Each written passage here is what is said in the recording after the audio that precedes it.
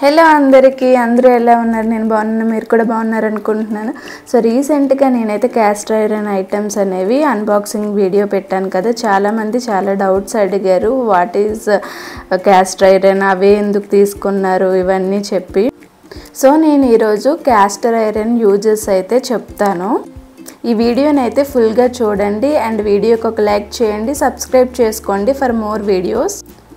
ఈ మధ్యన అసలు అమ్మాయిలు కానీ, కాలేజ్ గర్ల్స్ కానీ, ప్రెగ్నెంట్ ఉమెన్స్ కానీ, లాక్టేటింగ్ మదర్స్ కానీ చాలామంది ఈవెన్ 35 ఏజ్ దాటిన ఉమెన్స్ ఐరన్ డెఫిషియన్సీతో చాలా హెల్త్ ఇష్యూస్ ఫేస్ చేస్తున్నారు. ఐరన్ డెఫిషియన్సీ వల్ల బాధపడుతున్నారు అన్నమాట.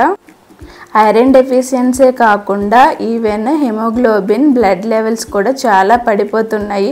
లైక్ 4, 5తో కూడా చాలామంది సఫర్ అవుతున్నారు. దీనివల్ల చాలా హాస్పిటల్స్ చుట్టూ తిరుగుతున్నారు.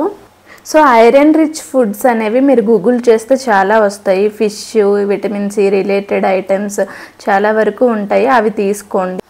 అండ్ డైలీ మనం ఐరన్ రిచ్ ఫుడ్స్ తినలేము అనే వాళ్ళకైతే ఇది ఏమవుతుందంటే, క్యాస్టర్ ఐరన్లో మనం కుక్ చేసుకోవడం వల్ల మనం వండుకునే ఫుడ్కి ఐరన్ ఎక్స్ట్రా యాడ్ అవుతుంది. ఈ ఫుడ్ తీసుకోవడం వల్ల మనకి చాలా హెల్త్ బెనిఫిట్స్ ఉంటాయి. బ్లడ్ కూడా బాగా పెరుగుతుంది, హిమోగ్లోబిన్ పెరుగుతుంది.